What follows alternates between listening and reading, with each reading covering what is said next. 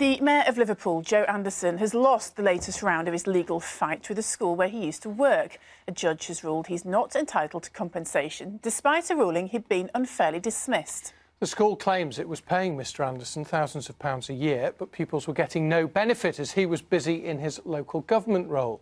Peter Marshall's been looking at this story. He's here with the details. Peter. Thank you. Well, Joe Anderson, the former leader of Liverpool City Council, started working at Chesterfield High School in 2001 as a senior learning mentor. His salary was around £29,000. But he stopped working at the school, devoting himself to politics full-time when he was elected City Council leader 5 years ago. The school, though, held open his post, but he was dismissed in 2012 when the school became an academy, and new bosses decided the arrangement was inequitable.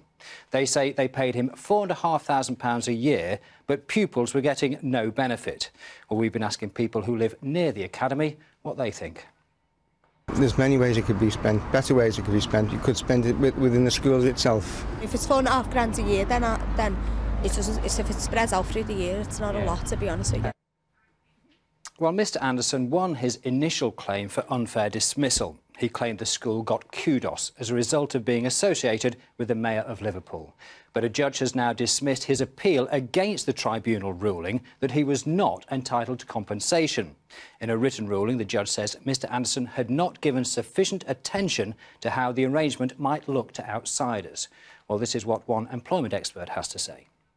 It's fairly common for people to have public office, and there is specific legislation which sets out that they can be paid for a certain number of hours to do that role, and to not be in their full-time job and take time out.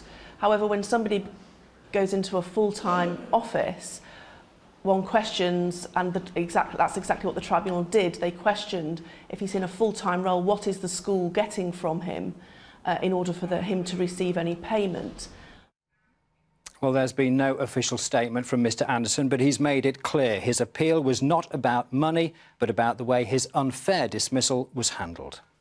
Back to you. Peter, thanks very much.